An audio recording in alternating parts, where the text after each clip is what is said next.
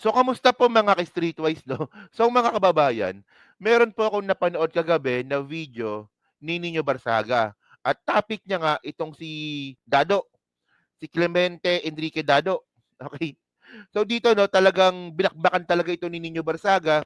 So, gusto ko lang pong i-share 'to sa inyo kasi para kumalat lang yung video. Kasi inis po talaga ako sa matandang kukuluban po na 'yan, kay Dado. Isipin niyo, ang lakas ng loob na manakot, ang lakas ng loob na murahin ng presidente, ang lakas ng loob na sabihin na papatayin daw po yung presidente, eh yun naman pala, may saltik pala sa ulo. At ang nakakatawa dito, pinaniniwalaan ito ng mga bobong DDS. Sipin nyo ang bobo-bobo ninyo kasi nga naniniwala kayo sa taong may saltik.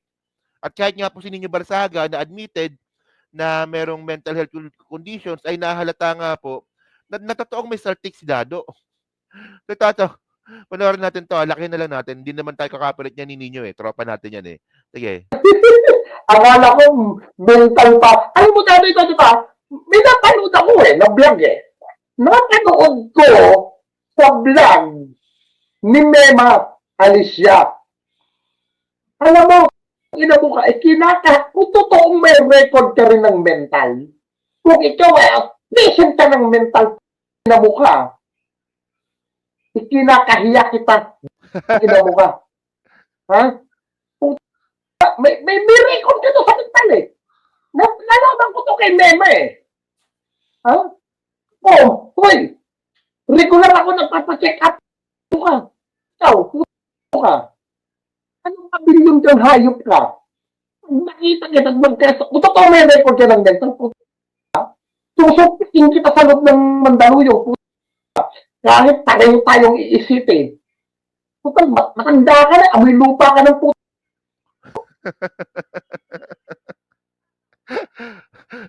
Alam niyo kung ano lang 'no, sinensor ko lang yung pagmumura ni Nino kasi talagang ano 'no, talagang pinaliguan ni Nino ng mura 'to, eh, 'no? Si Dado. Makinig ka sa akin.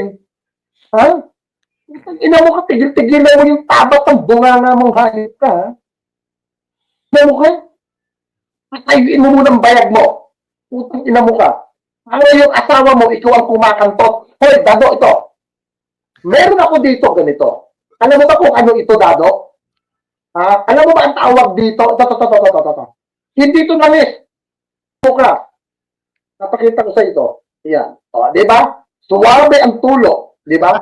Yan. Para matumigas ang bayag mo, yan. Hindi ng ina mo, Dado. Yan. Ayan. Yan. So, ano 'to, parang ano ata 'to 'no, Analube, pampadulas. Yan ang panlagay ko sa mga lalaking gwapo na kumakasta sa akin para mabilis tumayo ang mga bayang nila.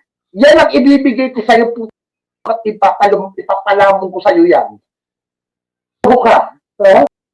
So, mga kababayan kasi 'no, siguro alam niyo naman na itong si Dado ngayon ay nagrereklamo na bakit daw po siya kinukuyog ng mga vlogger, 'di ba? Eh, in the first place nga mga ka-Streetwise 'no, parang ang tanga-tanga mo naman na nagtataka ka pa kung bakit ka kinukuyog ng mga vlogger ngayon.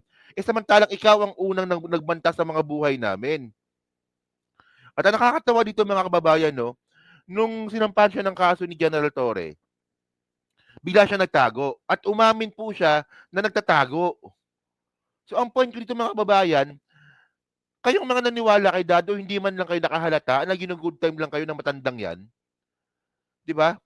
So, ang point ko dito mga kababayan 'no, so ano, ito, tingnan natin yung YouTube channel niya ngayon 'no. Actually ano, eh, talagang nagtatago na lang talaga ito tsaka nangaasar na lang. Okey, tingnan niyo 'to, Okey, wait, channel ni Dado. Okey, ito. Okey, wait lang. Ayan, 'yan. Okey. So ito mga kababayan 'no, so tingnan niyo kung paanong style ni Dado ngayon 'no. Ngayon, ah, meron siyang aso ngayon 'no na pinapakita na si Tory daw po ito. O tingnan niyo 'di ba, ayan 'no. Tignan niyo parang bata na lang siya ngayon 'no, tingnan mo, oh.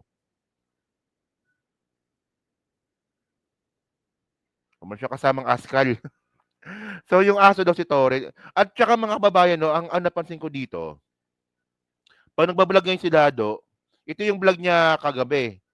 Ito, 'di ba iba na yung location niya. Wait, 'yan.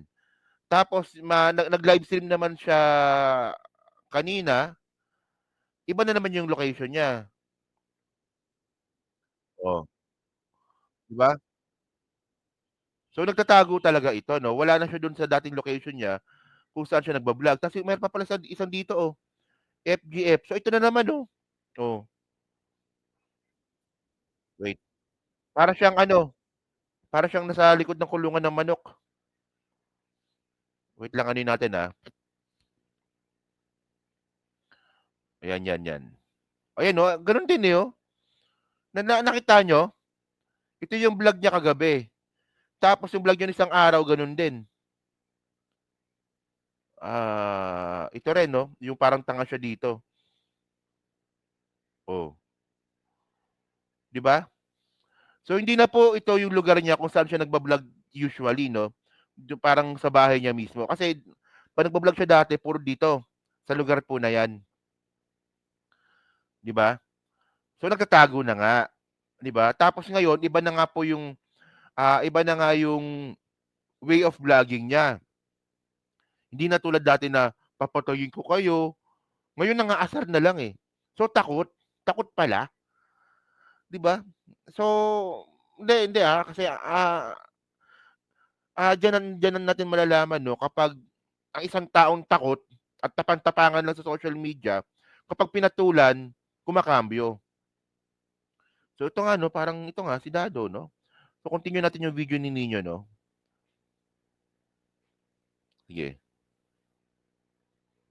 Akong mental pa, kinang-ina mo, Dado. Yan. Ayan. Yan ang panlagay ko sa mga lalaking gwapo na kumakasta sa akin para mabilis tumayo ang mga bayang nila. Yan ang ibibigay ko sa'yo po at ipapalamon ko sa'yo yan. Ano ka? Ha? Balasupas tong matandang to eh. Kilala mo pa, dati kang sundalo. Kinang-ina mo. Bakit na sinasabi mo, sundalo ka? Walang sundalong sira ulo na kagaya mo. Putang ina mo ka. Ha? Wag mo kong daradaran. Ano ka, kung malakas ang topak mo, mas malakas ang tama ko sa'yo. Ina mo ka. Ha? Ina mo ka. Ako, ang minado ako, putang ina, eto man, i-check record niyo ako sa Pavilion 1. Ayan na. Ha? Kilala ko mga doktor ko. Doktora Abutasil. Ang alam ko si Doktora Abutasil, na-promote na, nasa Basilan na. Siya na ata ang provincial director ng mental ng Basilan. Si Doktora Cruz, yun, patay na yan. Si Doktora Pagaduan. Yan ang mga doktor ko dyan. Matatalino yan, mababait yan. Pero wala si Doktora Pagaduan, putang ina, kinukuliyan niya, ulo ko niya. Ha? Ina mo ka. Ha? Magsabi ka ng dato. Just call me. Ina mo ka. Ha? Hinayo pa ka. Di ba sinasabi naman, di ba? Ito, open naman ito kila Banat lang. Open ito kay dating Pangulong Duterte. Open ito kay na Senator Bongo. Balik-balik ako ng Mandaluyong. Kaya nga nung ako ang inuutong sa ninyo, pagmumurahin yung mga dapat murahin ng mga politiko eh. Yung panahon ninyo eh. Kasi nga, pag kayo tinuro ko, sasabihin ninyo, eh ba't maniniwalaan nyo yan? May record na si Calvo. Di ba yan ang binabakbak sa akin? Actually si Nino kasi 'no, medyo tropa kami ngayon niyan, okey. So si Nino talaga admitted talaga 'yan na binabayaran siya ng mga Duterte dati para murahin yung mga kalaban nila. At siyempre alam naman po natin na 'di ba, si Nino naman admitted na may strategic sa utak. So kung ididemanda mo 'to, ang ending nito mental kasi nga may strategic sa utak, 'di ba? So, ang point 'no, kahit si Nino is nahalata rin po talaga. Especially nung sinabi nga ni Mima Alicia 'no, na si Dado talaga mukhang may saltik din po sa utak, 'di ba? Kasi, ewan ko lang, kayo ba, kayong mga bobong mga DDS ba kayo, anong pakiramdam ninyo na naniniwala kayo sa isang taong baliw na katulad ni Dado? Na kahit kung ano-ano na lang sinasabi kasi kung makikita ninyo, kung paano siya mag-vlog, kung ano-ano na lang sinasabi, eh. civil war, people's revolution, people's court, 'di ba? Papatayin yung presidente. Tapos kayong mga bobong DDS kayo, tatanggapin niyo na lang kahit iba kahit na kabaliwan na lang yung sinasabi. Lulunukin niyo na lang 'yan. Kasi nga po Duterte supporter kayo. Kaya nga sabi ko nga wala nang tama at mali sa inyo. Ang importante sa inyo, tagasunod kayo ni Duterte. 'Di ba? Actually ano 'yan ang pangit na attitude po niyan. Basta tama o mali, Duterte supporter ako. Tarantado pa. O parang ito na nga magandang example si Dado. Kung ano-ano na sinasabi, illogical yung sinasabi, pinaniniwalaan na lang ninyo kasi nga Duterte supporter kayo. Patingin kayo sa utak. Mukhang mas may saltik pa kayo kay Nino. Oh. Okay. Diba not by?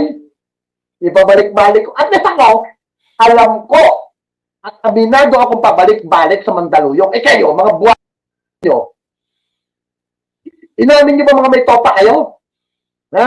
Alam nyo, kahit sabihin nyo pabalik-balik ng Mandaluyong ako, at least ako, marunong akong rumespeto sa gobyerno na kinikilala ng sambayan ng Pilipino. No, correct. So, ayun ang pinakamagandang sinabi ni Nino para sa akin. Kahit na may saltik siya sa utak, marunong siyang rumespeto sa gobyerno. Hindi, actually, mga kababayan, no?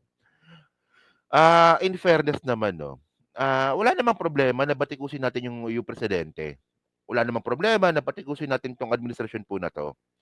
Di ba? Pero po kasi ang ginawa po kasi ni Dado po, hindi naman kasi pagbabatikos. Paninira. Hindi, actually, ako meron din akong mga kritik sa gobyernong ito. Di ba? Pero hindi pa ito yung sapat na dahilan para bumaliktad. Di ba? Pero itong mga DDS kasi mga kababayan, no, mahirap po talaga na nagiging kritiko ka na ikaw ay meron dinadalang politiko. Parang itong mga DDS na ito mga kababayan. Minsan may mga point yung mga kritik nila. Naniniwala ako doon. May mga point minsan ng mga kritik nila sa gobyernong ito. Di ba? Yun nga lang pumapangit na po kasi kapag may Duterte nang nakakabit na ay dapat ang gobyerno mabilis. O si Duterte nga ganito eh. Yung mga ganong klaseng mga narrative, ang pangit ng ganon. 'Di ba? Kaya nga ako ngayon mas bumilib nga ako sa mga dilawan ngayon kaysa mga DDS. At least ang mga dilawan kapag nagbatikos base sa prinsipyo, base sa ideolohiya, base sa paniniwala. Eh wala naman silang dinadalang politiko ngayon. Sige, sino malakas na politiko ngayon sa dilawan? Si Risa, si De Lima. Wala na, 'di ba? Pero pag nag-critic yung mga yan, at least alam natin na wala silang dinadalang politiko. Sarili lang nila sa ngayon. Pero hindi po katulad ng mga DDS na kapag nagbatiko sila, ang pinaka-ending talaga nito ang magbe-benefit mga Duterte. O, di ba? So, yan lang, no? So, na-share ko lang po itong video po na to kasi natuwa lang talaga ako kahapon na pinagmumura ni Nino Barsaga itong si Dado. Well, kasi parang at least sa ganitong klaseng paraan, makabawi man lang ako, no? Sa inis ko kay Dado, no? So, kung gusto niyo panoorin yung video ni Nino, panoorin niyo na lang mismo sa channel niya, yung huling live stream niya kagabi, no? So yun mga ka-street wise, so dyan po sa Team Replay, no? So ano nga po masasabi nyo nga po dito sa sa mga nagsasabi ni Nino Barsaga, no? Yung pagpaligo niya nga po ng mura kay Dado, no? So dyan din po sa Team Replay, syempre pa-like, pa-subscribe at hindi naman kalabisan, pa-share na rin po ng video po na to. So sa muli po, kita na lang ulit tayo sa susunod nating content. So thank you, salamat, and bye-bye.